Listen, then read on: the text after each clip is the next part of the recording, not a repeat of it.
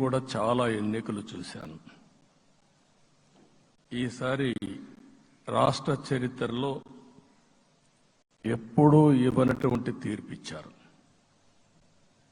ఈ తీర్పు మళ్ళీ నిలబెట్టుకునే బాధ్యత మనందరిపైన ఉంటుంది. అయితే రాష్ట్రంలో ఉండే 5 కోట్ల ప్రజలందరికీ శిరస్సు వంచి పాదాభివందనం చేస్తున్నా. ఈ రాష్ట్రాన్ని కాపాడుకోవడానికి మీరు చూపించిన చొరవ కోసం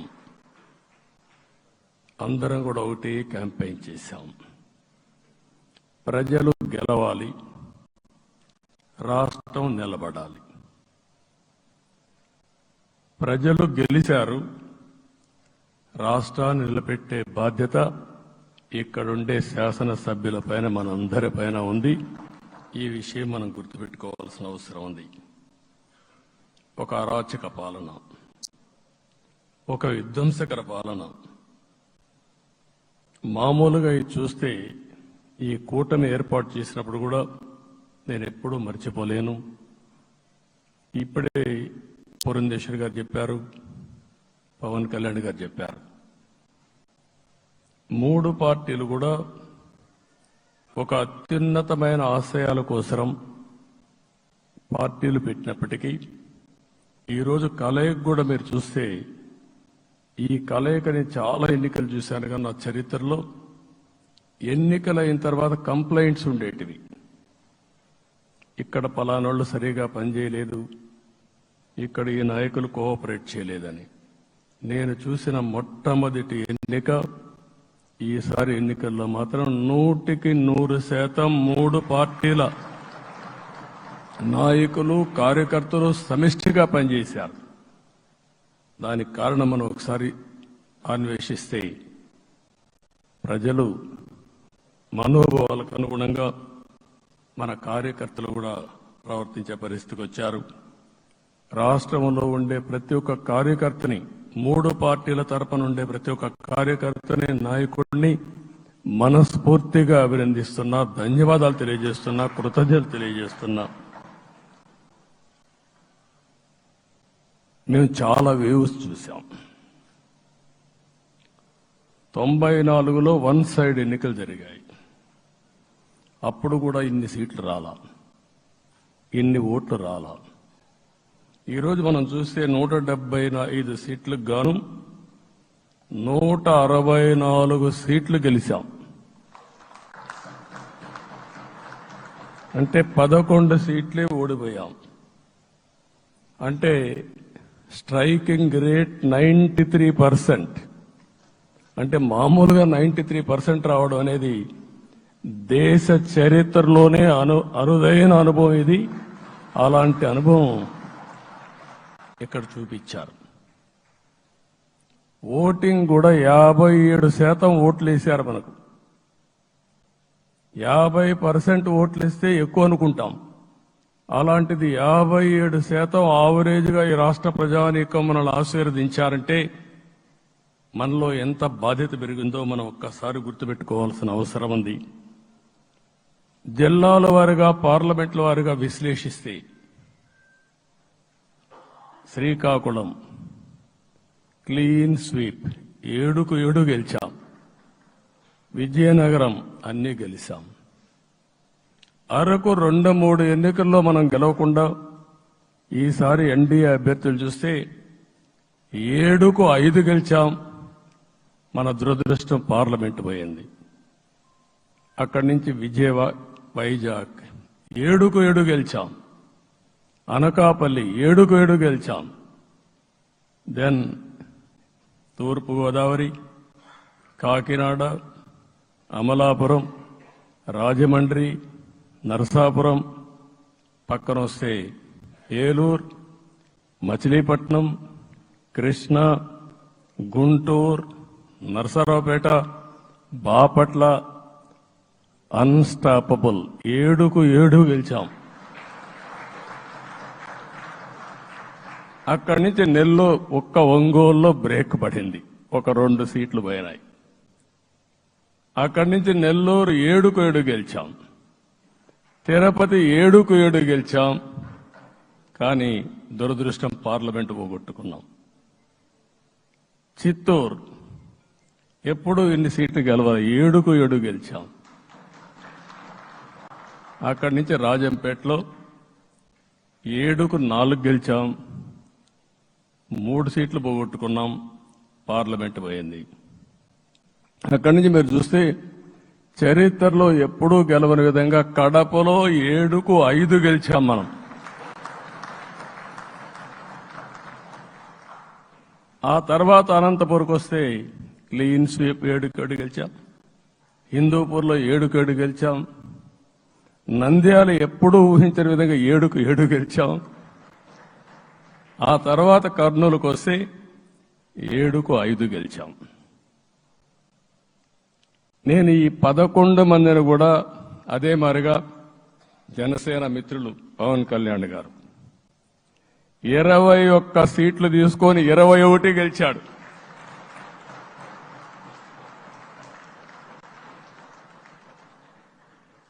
బీజేపీ 10 సీట్లు తీసుకుంటే 10 గెలిచారు, 8 గెలిచారు.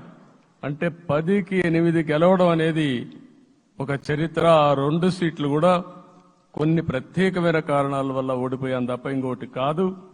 అంటే ఇక్కడ ఒక లెసన్ మనందరికీ అర్థమైంది ఏంటంటే, అభ్యర్థులు గట్టిగా నిలబడుకున్న ప్రతి ఒక్క చోట ప్రజలు మనల్ని ఆశీర్వదించారు, గెలిపించారు.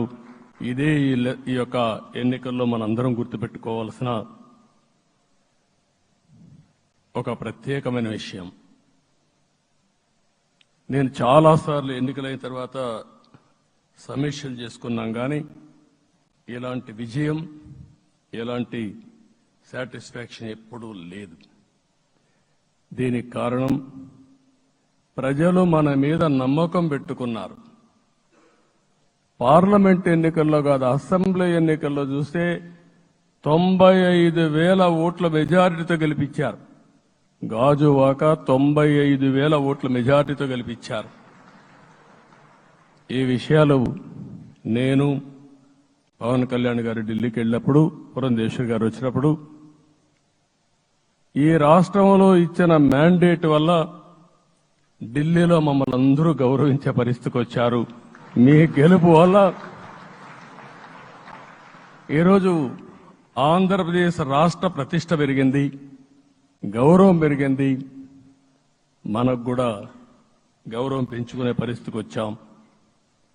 అయితే ఇక్కడ ఒక విషయం మనం గుర్తుపెట్టుకోవాల్సింది, ఎంపిక చేసినప్పుడు అన్ని విషయాలు మేము కూలంకుషంగా ఆలోచించాం. ఏ సీటు ఏ అభ్యర్థులు ఏ పార్టీ తీసుకుంటే గెలుస్తారో ఆలోచించాం. ఒకసారి అవి నేను చాలాసార్లు చూసినప్పుడు సీట్ల ఎంపికలో చాలా సమస్యలు వచ్చేటివి. మొట్టమొదటిసారిగా మొన్న ఎంపికల్లో కూడా చిన్న చిన్న సమస్యలు తప్ప ఎక్కడ పెద్ద సమస్యలు రాలేదు.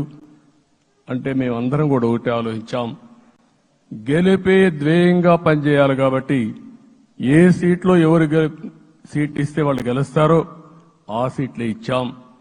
అదే సమయంలో సీట్లు ఇచ్చిన తర్వాత ప్రతి ఒక్కరూ గౌరవించి గెలిపించే బాధ్యతకు వచ్చారు. ఇంకొక పక్కన ఈరోజు మిమ్మల్ని అందరినీ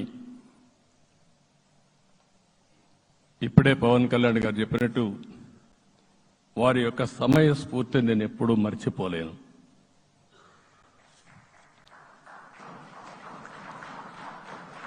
మొట్టమొదటిసారిగా నేను జైల్లో ఉన్నప్పుడు వచ్చాడు. వచ్చినప్పుడు నన్ను పరామర్శించాడు. బయట వచ్చి ఈ రాష్ట్రం అంత మునుపు చెప్పినా, అంత మునుపు అనేక సందర్భాల్లో ప్రభుత్వ వ్యతిరేక ఓటు చేయకూడదని చెప్పారు. కానీ నన్ను చూసి బయటికి వెళ్ళిన తర్వాత ఈరోజు తెలుగుదేశం జనసేన పొత్తు పెట్టుకుంటున్నామని చెప్పిన మొదటి వ్యక్తి పవన్ కళ్యాణ్ గారు.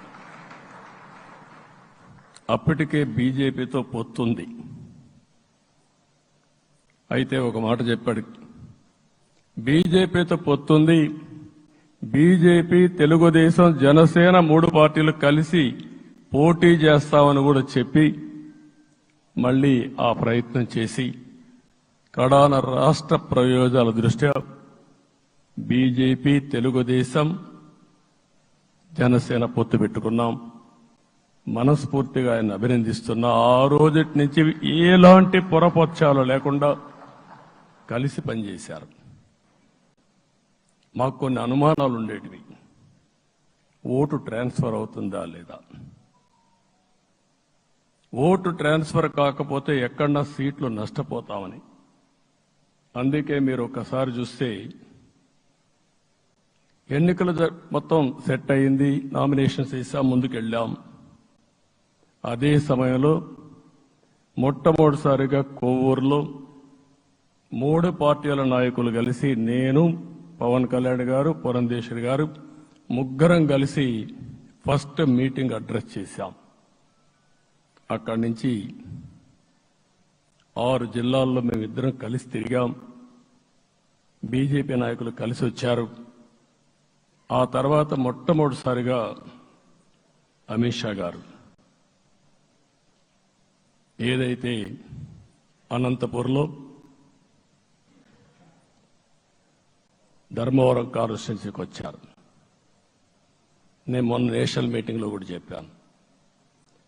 ఆయన వచ్చినప్పుడు చాలా స్పష్టంగా ఎందుకు మేము పొత్తు పెట్టుకున్నామనే విషయాలు చెప్తూ ఈ ప్రభుత్వ అవినీతిని ఎండగట్టారు, సూటిగా మాట్లాడారు. ఆ ఒక్క మీటింగ్తో రాష్ట్రం మొత్తం ఒక నమ్మకం వచ్చింది. బీజేపీ కూడా పూర్తిగా ఈ కూటమిని సపోర్ట్ చేస్తున్నారనే కాకుండా ఈ రాష్ట్రానికి ఏ అవసరం ఉందో చెప్పగలిగారు.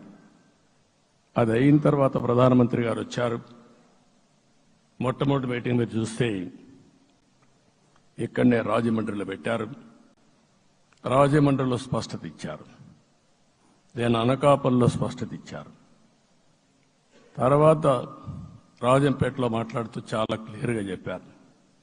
ఇదే విజయవాడకు వచ్చినప్పుడు రోడ్ షో పెడితే నా జీవితంలో ఎప్పుడూ చూడలేదు, ప్రధానమంత్రి గారు కూడా అదే చెప్పారు, బ్రహ్మాండమైన రోడ్ షో విజయవాడలో జరిగిందని ప్రధానమంత్రి గారు కూడా అభినందించే పరిస్థితికి వచ్చారు. ఇవన్నీ కలయికే మన విజయం. ఈ విషయం మనం గుర్తుపెట్టుకోవాల్సిన అవసరం ఉంది. మీరు కష్టపడ్డారు. నేను చాలా ఎన్నికల్లో చూశాను. అందరూ అభ్యర్థులు కూడా ఈ ఎన్నికల్లో కష్టపడిన విధానం కానీ ఇంత కష్టం నేను ఎప్పుడూ చూడలేదు. ఒక్క మాటలో చెప్పాలంటే ప్రతి ఒక్కరూ మనసు పెట్టి పనిచేశారు. అందుకే ఈ గెలుపు వచ్చిందని చెప్పి కూడా నేను మీకు తెలియజేస్తున్నా. మీ అందరి సహకారంతో రేపు ప్రమాణ స్వీకారం చేస్తున్నాను. దానికి మీ అందరికీ ధన్యవాదాలు. రేపు ప్రమాణ స్వీకారానికి నరేంద్ర మోడీ గారు ప్రధానమంత్రిగా వారు వస్తున్నారు. అదే మరిగా ఎన్డీఏ నాయకులు వస్తున్నారు. ఇది ఒక అరుదైన అనుభవం. అంటే నేను 4వసారి ముఖ్యమంత్రిగా ప్రమాణ స్వీకారం చేస్తున్నాను కానీ ఈసారి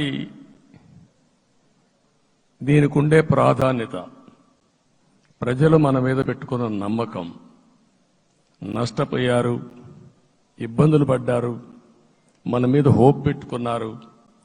తిరిగి నేను ఒక్కడినే చేసే కార్యక్రమం కాదు. అందరం సమిష్టిగా మళ్లీ ప్రజలకు రుణం తీర్చుకునే సమయం ఆసన్నమైంది. దానికి ఈ రాష్ట్రానికి పూర్తిగా కేంద్ర సహకారం అవసరం. నిన్న పోయినప్పుడు కూడా నేను చాలా స్పష్టంగా కేంద్ర నాయకత్వాన్ని కోరాను. అటు అమిత్ షా గారిని, అదే మరి ప్రధానమంత్రి గారిని అందరినీ కోరాం. పూర్తిగా సహకరిస్తామని వారు హామీ ఇచ్చారు. దానికి మనందరి తరపున కేంద్రంలో ఉండే ప్రధానమంత్రి నరేంద్ర మోడీ గారిని, అదే మరి అమిత్ షా గారిని, కేంద్ర నాయకత్వాన్ని, అదే మరిగా బీజేపీ దేశ అధ్యక్షుడైనటువంటి నేషనల్ ప్రెసిడెంట్ గారి నడ్డా గారిని మనస్ఫూర్తిగా అభినందిస్తున్నానని చెప్పి కూడా నేను మీకు తెలియజేస్తున్నాను. ఈరోజు 40 సంవత్సరాలుగా రాజకీయాల్లో ఉన్నాను. నేను ఎప్పుడు కూడా రాగద్వేషాలకు అతీతంగా రాజ్యాంగంలో ఏదైతే మనం ప్రమాణం చేస్తామో రాజ్యాంగాన్ని అనుసరించి అదే విధంగా పనిచేశాను. మళ్ళీ ఈరోజు మీ అందరికీ హామీ ఇస్తున్నాం. నాకు అలవాటు ప్రజల కోసం కష్టపడడం, అవిశ్రాంతంగా పనిచేయడం, పోరాటాలు మాత్రమే నాకు తెలుసు. ప్రజాహితం మాత్రం తెలుసు. తప్పకుండా దాన్ని నిలబెట్టుకుంటా. ఇన్ని దశాబ్దాలుగా కూడా ప్రతి అడుగు కూడా మీరు ఒకసారి చూస్తే ప్రతి ఆలోచన, తపన అన్ని కూడా ప్రజల కోసమే చేశాం. ఈరోజు మనకిచ్చింది ప్రజల అధికారం కాదు. ఇది ఒక పవిత్రమైన అత్యున్నతమైన బాధ్యత మనకు అప్పచెప్పారు. ఈ విషయం అనుక్షణం ప్రతి ఒక్కరూ మనం గుర్తుపెట్టుకోవాల్సిన అవసరం ఉంది. నేను 14 సంవత్సరాలు దగ్గర ముఖ్యమంత్రిగా ఉన్నాను. 15 సంవత్సరాలు ప్రతిపక్ష నాయకుడిగా పనిచేశాను. ఎన్నో సవాళ్లు చూశాను, ఎన్నో సంక్షోభాలు చూశాను. ప్రతి ఒక్క సంక్షోభాన్ని ఒక అవకాశంగా మలుచుకుని ముందుకు పోయాం. ఈరోజు కూడా మీకు అందరికీ ఈరోజు రాష్ట్రంలో మనం చూస్తే చాలా సమస్యలున్నాయి. నా అనుభవాన్ని మొత్తం తీసుకుని పూర్తిగా మీ అందరి సహకారంతో, మిత్రులు పవన్ కళ్యాణ్ గారి సహకారంతో పేద ప్రజల జీవితాలను మార్చడానికి అనునిత్యం ఆలోచిద్దాం. అది చేసి మన నిజాయితీని, మన కృతజ్ఞతని ప్రజలకు తెలియజేద్దాం. అందుకని ఇంకొక పక్క మీరు ఆలోచిస్తే రాష్ట్రం పూర్తిగా శిథిలమైపోయింది. దెబ్బతినని వర్గం అంటూ లేదు. అందుకనే ఓసారి ఆశ్చర్యం కూడా ఇస్తుంది. ఈ రాష్ట్రం నుంచి కూలి పనుల కోసం వేరే రాష్ట్రాలకు వెళ్లిన వ్యక్తులు సొంత డబ్బులు పెట్టుకుని వాళ్ళ యొక్క ఫుడ్ కూడా పాకెట్స్ తయారు చేసుకుని వచ్చి ఓటేసి మళ్లీ వెళ్లారు. ఇది ఊహించని పరిణామం. ఇక్కడుండేవాడు ఓటేయడం ఒక ఎత్తైతే, పేదవాడు చిన్న చిన్న పనులు చేసుకునేవాడు కూడా వచ్చి ఓటేశారు. ఎక్కడో అమెరికా, ఆస్ట్రేలియా, ఆఫ్రికా విదేశాల్లో ఉండే ఎన్ఆర్ఐస్ అయితే లక్షల రూపాయలు ఖర్చు పెట్టుకొని వచ్చి పనిచేశారు. లక్షల రూపాయలు ఖర్చు పెట్టుకొని వచ్చి మనకు ఓటేశారు. నా జీవితంలో ఎన్నోసార్లు ఎన్నికలు చూశాను, కానీ ఈసారి ఒక బాధ్యతతో ఓటర్స్ ప్రవర్తించిన తీరు శాశ్వతంగా తెలుగు జాతి చరిత్రలో మిగిలిపోతుంది. అది ఈరోజు జరిగిన విషయం మనం గుర్తుపెట్టుకోవాలి. మనందరం ఒకటే గుర్తుపెట్టుకోవాల్సిన అవసరం ఉంది. ఏ అహంకారంతో విర్రవీగిపోయారో ఆ అహంకారం కూలిపోయింది. ఎన్నోసార్లు మనం చెప్పాం, ఏ వ్యక్తికి పదవొస్తే వినయం కూడా అవసరం. పదవొచ్చిందని విర్రవీగిపోయి రేపనేది లేకుండా ఉంటుందనుకుంటే మాత్రం ఇదే జరిగే పరిస్థితి వస్తుంది. అయితే మీ అందరినీ నేను కోరేది ఒకటే, ఇవన్నీ ఒక కేస్ స్టడీగా మీరందరం స్టడీ చేసుకోవాల్సిన అవసరం ఉంది. ప్రజలు బూతులు మాట్లాడే నేతల్ని, అరాచక శక్తుల్ని, అవినీతి పరుల్ని చూశారు. పాలకులంటే ఎలా ఉండాలో చూశారు. ఈ 5 సంవత్సరాల్లో పాలకుడు ఎలాంటి వాడు వచ్చి అర్హత లేని వ్యక్తి ఏ విధంగా ఉన్నాడో చూశారంటే, ఈరోజు ఇచ్చిన తీర్పు ఈ 5 ఏళ్లు పరిపాలించినటువంటి వ్యక్తి యొక్క ప్రవర్తన చూసిన తర్వాత ఇలాంటి వ్యక్తి పాలనకు పనికిరాడనే ఉద్దేశంతో ఓట్లు చేసే పరిస్థితికి వచ్చారు. ఇది నా ఉద్దేశ ప్రకారం ఒక కేస్ స్టడీ అవుతుంది, మనందరం కానీ జాగ్రత్తగా ఆలోచిస్తే. కానీ మనం కూడా అదే విధంగా కక్ష తీర్చుకోవాలి అని కానీ మనం ముందుకు పోతే మనకు కూడా సమస్య వస్తుంది. అదే సమయంలో ఒకటే చెప్తున్నా, తప్పు చేసిన వాడిని క్షమించి పూర్తిగా వదిలిపెడితే కూడా మళ్ళా అలవాటుగా మారుతుంది. తప్పు చేసిన వాళ్లకు శిక్ష పడవలసిన అవసరం ఉంది, చట్టపరంగా శిక్షించాల్సిన అవసరం ఉంది. అదే సమయంలో విధ్వంస రాజకీయాలు, కక్షా రాజకీయాలు కాకుండా ఇవన్నిటిని ప్రక్షాళన చేయాల్సిన అవసరం ఉందని చెప్పి కూడా నేను మీకు తెలియజేస్తున్నా.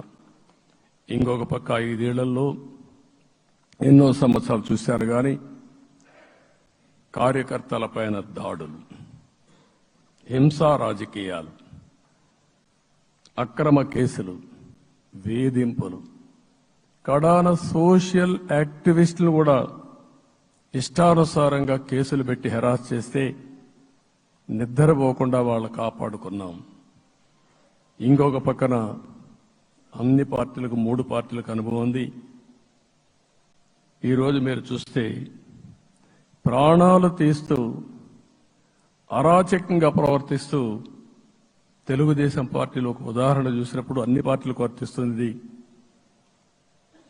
ఏదైతే మన పార్టీకి వ్యతిరేకంగా నేను ఆ పేర్లు చెప్పకూడదు కాబట్టి చెప్పలేదు కానీ స్లోగన్ ఏమంటే కడాన మెడ మీద కత్తున్న జై తెలుగుదేశం అంటూ ప్రాణాలు వదిలిపెట్టే పరిస్థితికి వచ్చారు.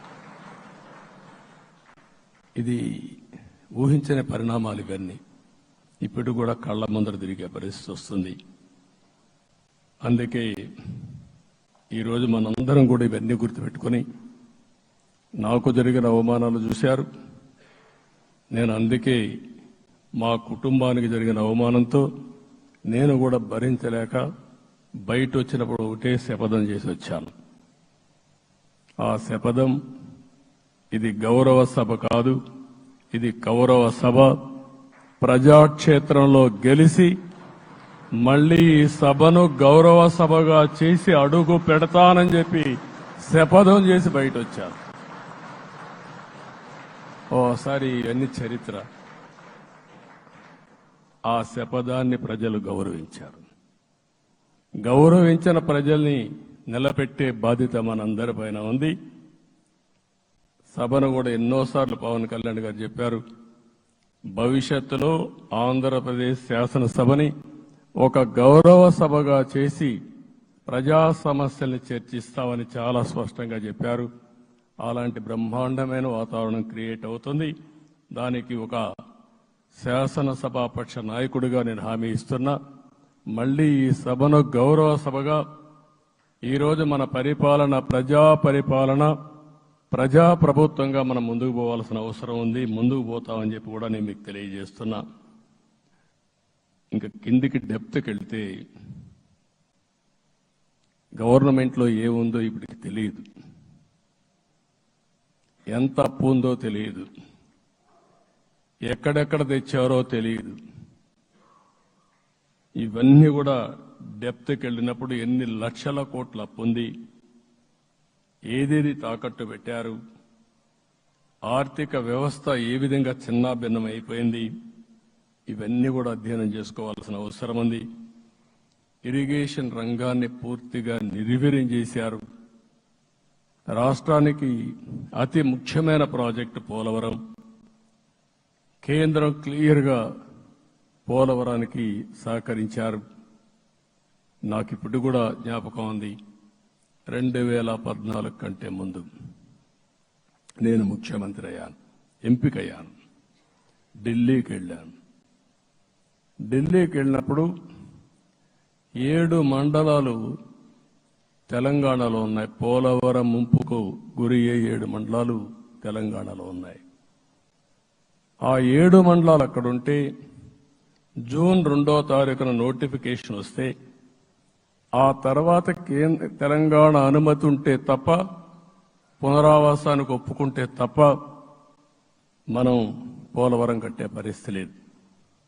ఆ రోజు రాజ్నాథ్ సింగ్ గారు పార్టీ అధ్యక్షుడు. అదే మాదిరిగా ఆ రోజు వెంకయ్యనాయుడు గారు కూడా యాక్టివ్గా ఉన్నారు. నేను ఒకటే కోరాను, ప్రజలు నన్ను ఎంపిక చేసుకున్నారు, ఇక్కడ మనం ఎన్డీఏ వచ్చింది, ఈ ప్రాజెక్టు పూర్తి కావాలంటే ఆ 7 మండలాలు ఆంధ్రప్రదేశ్ రాష్ట్రానికి ఇస్తే తప్ప పూర్తి కాదు. మీరు 7 మండలాలు ఇవ్వకపోతే నేను ప్రమాణ స్వీకారం చేయను, నాకు ఈ పదవి వద్దని ఆ రోజు చాలా స్పష్టంగా చెప్పాను. ఇది ఎప్పుడు కూడా చరిత్రలో ఎప్పుడు జరగని విషయం.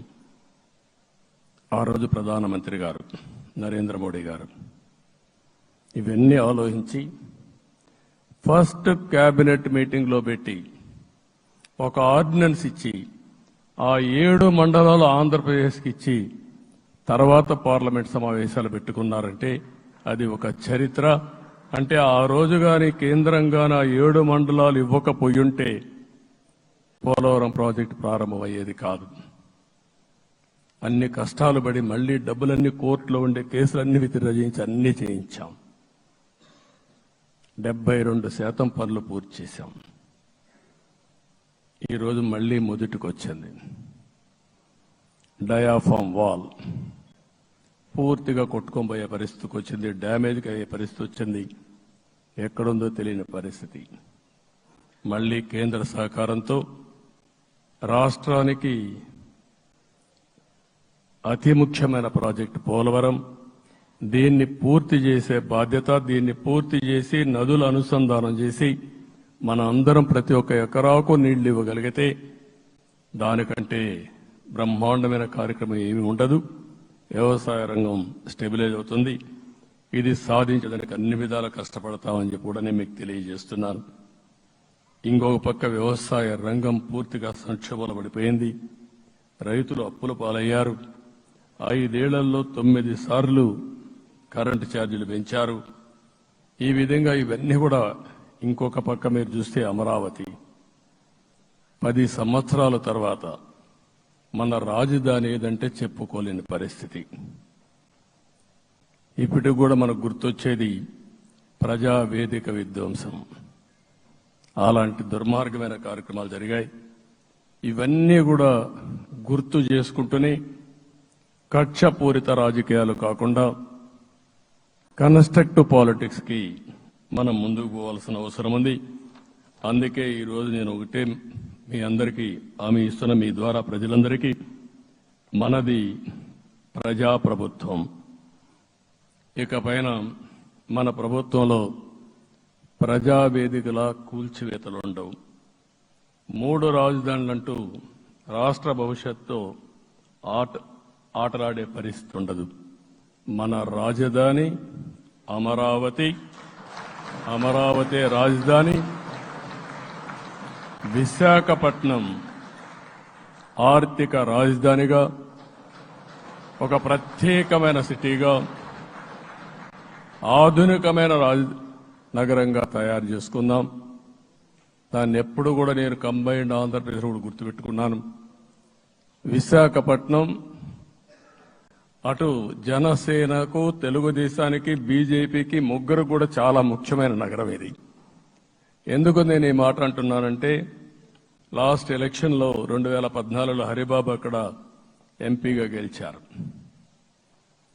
తర్వాత విడిపోయిన తర్వాత 2014లో మళ్లీ మనం పోటీ చేసినప్పుడు చేశాం. 2019లో 4 అసెంబ్లీ సీట్లు గెలిపించిన ఏకైక నగరం విశాఖపట్నం తెలుగుదేశం పార్టీకి. అదే మాదిరిగా ప్రజల్లో గణనీయమైనటువంటి అభిమానం జనసేన అధినేత పవన్ కళ్యాణ్ గారి పైన ఉంది. ఈ 3 కలిపి నిన్న ఒక సునామీ మారిగా వచ్చింది. అక్కడ ఒక్కొక్క సీట్లో మీరు చూస్తే 90,000, 90,000, 70,000, 80,000 మెజారిటీ గెలిపించారంటే ఆనాటి ముఖ్యమంత్రి విశాఖపట్నాన్ని రాజధానిగా చేస్తాను, ఎన్నికలు అవుతానే అక్కడే ప్రమాణ స్వీకారం చేస్తానంటే నువ్వు రావద్దు అని ప్రజా తీర్పిచ్చిన రాజధాని నగరం విశాఖ నగరం. అంటే ఎలాంటి టెంప్టేషన్ కూడా లొంగలేదు వాళ్ళు. ఇది ఒక అనుభూతి. విశాఖపట్నాన్ని మర్చిపోయే సమస్య లేదు. తగిన గుర్తింపు ఇస్తాం, అభివృద్ధి చేస్తాం. ఇంకొక పక్క కర్నూలుని కూడా ఇదే మాదిరిగా చెప్పి కర్నూలుని జ్యుడిషియల్ క్యాపిటల్గా చేస్తామని కడాని ఏమీ చేయకుండా వదిలిపెట్టినటువంటి వ్యక్తి. ఈరోజు మీరు ఒక్కసారి గుర్తుపెట్టుకోవాల్సింది, నేను చాలా ఎన్నికలు చూశాను కానీ రాయలసీమలో వన్ సైడ్ ఎన్నికలు జరిగాయి. బ్రహ్మాండంగా ఓట్లేశారు. ఓట్లేయడమే కాదు, ఊహించనటువంటి మెజార్టీస్ ఇచ్చారు. ఇది నేను కొంచెం భయపడ్డాను బిగినింగ్లో, కానీ ఊపు చూసిన తర్వాత మాత్రం అనిపించింది అందరూ ఎక్స్పెక్ట్ చేశారు రాయలసీమలో కొంచెం ఇబ్బంది ఉంటుందని. అలాంటి రాయలసీమ తిరుగుబాటు చేసే పరిస్థితికి వచ్చింది. దానికి కూడా మనందరి మీద బాధ్యత ఉంది. కర్నూలుని అన్ని విధాలా అభివృద్ధి చేసే బాధ్యత Telugu Desam party, Janasena, BJP, NDA కూటమి తీసుకుంటామని కూడా హామీ ఇస్తున్నాను. ఈ 3 సిటీలే కాకుండా మొత్తం అన్ని జిల్లాల్ని సమభావంతో ఆలోచించి మనం ముందుకెళ్దాం. ఇంకొక పక్క మనలో ఏ కోశాన కూడా అహంకారం ఉండకూడదు, అరాచకం అనేది ఎక్కడా కనిపించకూడదు. ఈ రాష్ట్రంలో అశాంతికి చోటు అనేది లేకుండా ముందుకు పోవాల్సిన అవసరం ఉంది. రాష్ట్ర ప్రజలందరికీ హామీ ఇస్తున్నా, సీఎం వస్తున్నాడంటే చెట్లు కొట్టేయడం, లేకపోతే రోడ్లు మూసేయడం, షాపులు బంద్ చేయడం, పరదాలు కట్టుకోవడం అవన్నీ ఉండవు. సీఎం కూడా ఒక మామూలు మనిషిగానే వస్తా, అందరితో కలిసి ఉంటాం. నేను సీఎంగా ఉన్నా మా మిత్రుడు పవన్ కళ్యాణ్ గారు ఏ హోదాలో ఉన్నది కూడా రేపు అనౌన్స్ చేసుకుంటాం. మేమందరం కూడా సామాన్యమైన వ్యక్తులుగానే వస్తాం మీ దగ్గరికి, మీలో ఒక వ్యక్తిగా ఉంటాం. మాకు హోదా సేవ కోసరం తప్ప పెత్తనం కోసరం కాదు. ఆ విషయం ప్రజలందరికీ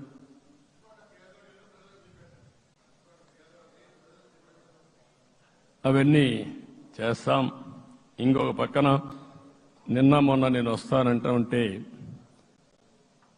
వాళ్ళకు కూడా తెలుసు కాబట్టి ఎన్డీఏ అభ్యర్థిగా అంటే శాసనసభ నాయకుడిగా ఎన్నుకుంటారనే ఉద్దేశంతో, ముఖ్యమంత్రి అవుతాను ఉద్దేశంతో రోడ్లన్నీ కూడా నిలిపేస్తాను. నేను ఒకటే చెప్పాను, మేము వచ్చినప్పుడు ఒక్క నిమిషం ఒక సిగ్నల్కి ఇంకొక సిగ్నల్కి కొద్దిగా గ్యాప్ పెట్టుకోండి. అవసరమైతే ఒక 5 నిమిషాలు లేట్ అయినా మాకు పర్వాలేదు, కానీ ప్రజలు ఎవ్వరికీ ఇన్కన్వీనియన్స్ కలగకూడదని చాలా స్పష్టంగా ఆదేశాలు ఇచ్చాం.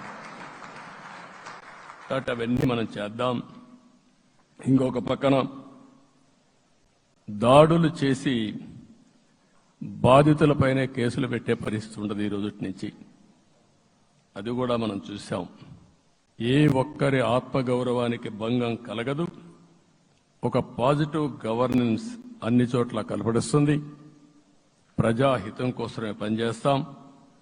ప్రతి నిర్ణయం, ప్రతి అడుగు ప్రజల కోసమే ఉంటుంది. స్టేట్ ఫస్ట్ అనే నినాదంతో ముందుకు పోతాం.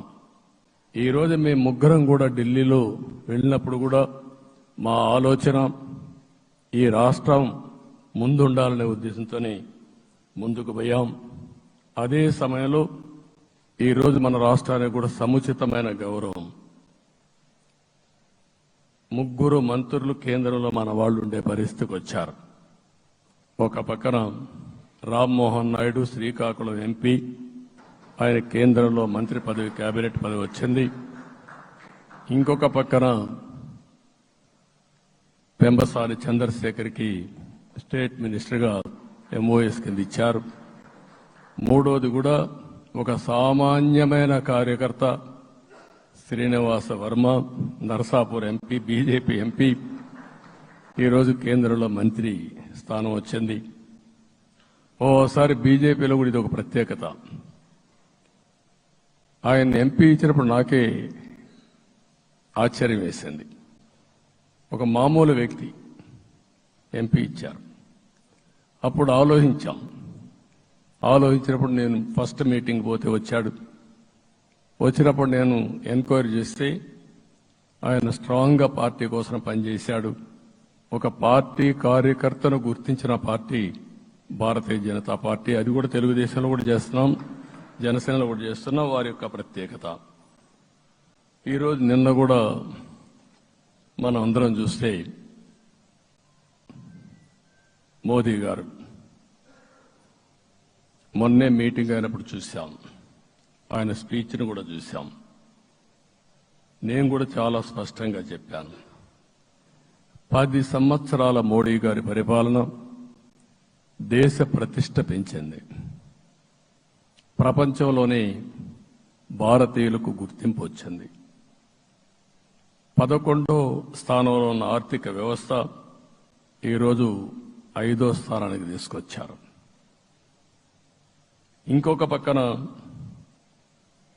ఎన్డీఏ 3.0 ఈ పరిపాలన 5 ఏళ్లలో 5వ స్థానం నుంచి 3వ ఆర్థిక అతిపెద్ద దేశంగా భారతదేశం ఎమర్జ్ కాబోతుంది. ఇది మన దేశానికి గర్వకారణం. ఇంకొక పక్కన ఆయన కల వికసిత్ భారత్ 2047, మనందరి కల వికసిత్ ఆంధ్రప్రదేశ్. ఇది మనందరం ఒక కలగా పెట్టుకొని ముందుకు పోవాల్సిన అవసరం ఉంది. అదే సమయంలో మనందరి ఆలోచన పేదరికం లేని సమాజం, zero poverty nation, zero poverty state, zero poverty నియోజకవర్గం. ఇది ఎన్టీ రామారావు గారి కళ. ఆయన చాలాసార్లు నేను మొన్న కూడా చెప్పాను, ఒకప్పుడు కమ్యూనిజం, క్యాపిటలిజం, సోషలిజం ఇది ఆర్థిక సంస్కరణ రాని ముందు ప్రతి ఒక్కరిని అడిగే విధానం. ఎవరిని అడిగినా మీరు ఏ సైడ్ ఉంటారని అడిగేవాళ్ళు. అలాంటి సమయంలో ఎన్టీ రామారావు గారిని మీరు ఏ ఇజాన్ని నమ్ముతారో చెప్పమంటే, నాకు ఈ ఇజాల గురించి తెలియదు, నాకు తెలిసింది ఒకే ఒక ఇజం, అది హ్యూమనిజం అని చెప్పిన ఏకైక నాయకుడు భారతదేశంలో ఎన్టీ రామారావు గారు. ఆయన ఆ రోజు చెప్పింది పేదరికం లేని సమాజాన్ని సృష్టించాలని, పేదవాళ్లే దేవుళ్ళు, సమాజమే దేవాలయం అని చెప్పిన వ్యక్తి. ఆ కళని సాధికారం చేద్దాం. అదే నేను నిన్న చెప్పినప్పుడు కూడా, ఈ దేశం అభివృద్ధి కావడంలో ఎలాంటి అనుమానం లేదు. కానీ ఆ అభివృద్ధి ఫలితాలు పేదవాళ్లకు తీసుకుపోవడంలో కాన్షియస్ ప్రజా నిర్ణయాలు తీసుకోవాలి, పబ్లిక్ పాలసీ తీసుకోవాలి. దానికి మన రాష్ట్రం నాంది పలికి కేంద్రానికి కూడా ఒక ఆదర్శంగా మనం నిరూపించుకుందాం. దానికి మీరందరూ కూడా మీ స్థాయిల్లో మీరు చేయాల్సిందిగా నేను కోరుకుంటూ, ఈరోజు ప్రజలందరికీ విజ్ఞప్తి చేస్తున్నాం. మీరు ఓట్లేశారు, మమ్మల్ని గెలిపించారు, మీరు గెలిచారు, మీ పని అయిపోలేదు. కానీ మమ్మల్ని అనునిత్యం ఆశీర్వదించు నడిపించే బాధ్యత ప్రజల్ని తీసుకోమని పూర్తిగా కోరుకుంటున్నా. ప్రజాస్వామ్యంలో ఎప్పుడు కూడా ఓట్లేసి బాధ్యత లేకుండా ఉండేవాళ్లు, కావాల్సింది అడిగేవాళ్లు. నిన్న ఎన్నికల్లో చాలా మందిని చూశాను. ఫస్ట్ టైం పోలింగ్ ప్రారంభం అవుతానే అరాకొర వచ్చేవాళ్ళు. పోలింగ్ స్టేషన్లో కూడా మనుషులు ఉండేవాళ్ళు కాదు. కొంతమంది మధ్య తరగతి అబవ్ ఉండేవాళ్ళైతే ఎప్పుడో మధ్యాహ్నం పైన పోదామని ఇంట్లో లీజర్గా పట్టుకునేవాళ్ళు. మధ్యాహ్నం పైన కూడా ఖాళీగా ఉంటే వచ్చేవాళ్ళు. ఎండలు ఎక్కువ ఉంటే కొంతమంది అవాయిడ్ చేసేవాళ్ళు. అందుకే మొన్న ఎన్నికల్లో మీరు చూస్తే ఫస్ట్ అవర్లో ప్రతి ఒక్క పోలింగ్ స్టేషన్ ఫుల్గా క్యూలు ఉన్నాయి. ఆ క్యూలు కంటిన్యూ అయింది. మీరు చూస్తే రాత్రి 2 గంటల వరకు క్యూలో నిలబడుకొని ఓట్లు వేశారంటే వాళ్ళ బాధ్యత వాళ్ళు నెరవేర్చారు. దానికి మనం అందరం గుర్తుపెట్టుకొని ఏ విధంగా చేయాలనో మనం కూడా చేయాల్సిన అవసరం ఉంది. ప్రజలందరికీ విజ్ఞప్తి చేస్తున్నా, మమ్మల్ని నడిపించండి.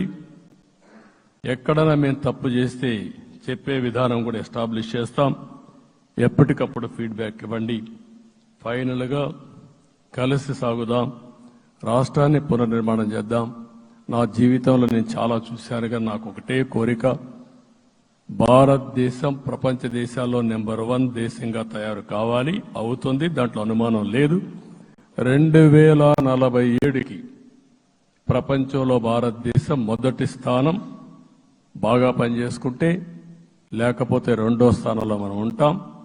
అదే సమయంలో ప్రపంచం మొత్తం భారతీయులు నెంబర్ 1 స్థానంలో ఉంటారు. అది నరేంద్ర మోడీ గారి కళ. అది డెఫినెట్ గా జయప్రదం అవుతుందని నేను ప్రగాఢంగా విశ్వసిస్తున్నా. ఇందులో నా స్వార్థం కూడా ఉంది. తెలుగు జాతి ప్రపంచంలోనే నెంబర్ 1గా ఉండాలనేది మన కోరిక. ఇప్పటికీ మీరు చూస్తే హైయెస్ట్ పర్ క్యాపిటా ఇన్కమ్ ప్రపంచంలో ఏ దేశంలోకి వెళ్ళా భారతీయులు సంపాదిస్తున్నారు. అందులో అగ్రస్థానంలో తెలుగు వాళ్ళు ఉన్నారు. అదే సమయంలో ఈ రాష్ట్రాన్ని నెంబర్ 1గా చేయాలనే సంకల్పం మనందరికీ ఉండాల్సిన అవసరం ఉంది. ఇది అసాధ్యం కాదు. ఈ రోజు ఉండే పరిస్థితిని సవరిస్తూనే మళ్లీ నిర్మాణాత్మకంగా వెళ్తే ఒక నిర్దిష్టమైన సమయం ప్రకారం ఆంధ్రప్రదేశ్ రాష్ట్రాన్ని నెంబర్ 1 చేసుకునే అవకాశం ఉంటుంది. అదే సమయంలో జీరో పావర్టీ, మన ఆలోచనలన్నీ కూడా ఒకటే మీరు ఆలోచించుకోవాలి. ఎవరైతే పేదవాళ్ళు ఉన్నారో, పేదవాళ్ళు నిరుపేదలు ఉన్నారో దానిపైన దృష్టి పెట్టాలి. దీనికి కూడా ఒక కార్యక్రమాన్ని మనం తీసుకుంటామని చెప్పి తెలియజేసుకుంటూ, మరొకసారి ఇది ఒక అరుదైన అనుభవం, నా జీవితంలో మరిచిపోలేనటువంటి ఘట్టం. దీనికి మిమ్మల్ని అందరినీ ఎన్డీఏ అభ్యర్థిగా ముఖ్యమంత్రిగా నన్ను ఎంపిక చేసిన ఎన్డీఏ ఎమ్మెల్యేలందరినీ పేరు పేరున మనస్ఫూర్తిగా అభినందిస్తూ, మరొకసారి బాధ్యత ఈ రోజు నుంచి ఇంకా ఎక్కువైంది. నిన్నటి వరకు ఈ రాష్ట్రంలో ప్రతి ఒక్కరికి నిద్ర లేని రాత్రులే, నా ఒక్కడికే కాదు. ఇప్పుడు తలుసుకుంటే ఓసారి బాధేస్తుంది. ఆ బాధపడిన రోజులు చూసుకుంటే, ఒక వ్యక్తిని జైల్లో పెట్టినప్పుడు నాకు 40 రోజుల నుంచి 90 రోజులు 100 రోజులు పట్టేది మళ్ళా బయట తేవాలంటే. మళ్ళా జైల్లో ఏం చేస్తారో తెలియదు. అక్కడి నుంచి ఇంకా ప్రెషర్ మౌంటప్ చేసుకుంటూ వచ్చాం. ఆ త్యాగం చేసిన రోజులను ఒకసారి గుర్తుపెట్టుకుంటూ, సఫర్ అయిన ప్రతి ఒక్కరిని, పార్టీ కార్యకర్తలనే కాకుండా ప్రజలను కూడా గుర్తుపెట్టుకొని, సోషల్ యాక్టివిస్టులు గుర్తుపెట్టుకొని ఈ రాష్ట్ర పునర్నిర్మాణం కోసం ముందుకు పోదామని తెలియజేసుకుంటూ, మరొకసారి మీ అందరికీ మనస్ఫూర్తిగా అభినందనలు తెలియజేసుకుంటూ, నన్ను పూర్తిగా బలపరిచినటువంటి మిత్రుడు పవన్ కళ్యాణ్ గారికి, అదే మరిగా బీజేపీ నాయకత్వానికి, పురంధేశ్వరి గారికి ఇక్కడ నేను చూశాను. మేమిద్దరం, వారు ఎంపీ అభ్యర్థిగా ఉన్నప్పటికీ ఎప్పుడో కంప్లైంట్ చేసినా లేకుంటే కోఆర్డినేషన్ ప్రాబ్లం వచ్చినా ఇమీడియట్ గా స్పందించి వారు కూడా కోఆర్డినేట్ చేశారు. అందరూ కూడా ఎక్కడా పొరపచ్చాలు లేకుండా మనస్ఫూర్తిగా చేశాం కాబట్టి ఈ గెలుపు సాధ్యమైంది. ఈ గెలుపుకు సహకరించిన ప్రతి ఒక్క నాయకుడికి, ప్రతి ఒక్క పార్టీకి, ప్రతి ఒక్క కార్యకర్తకి, ప్రజలందరికీ కూడా పేరు పేరున మనస్ఫూర్తిగా నమస్కారాలు తెలియజేసుకుంటూ మీ అందరి దగ్గర సెలవు తీసుకుంటున్నాను. జై హింద్.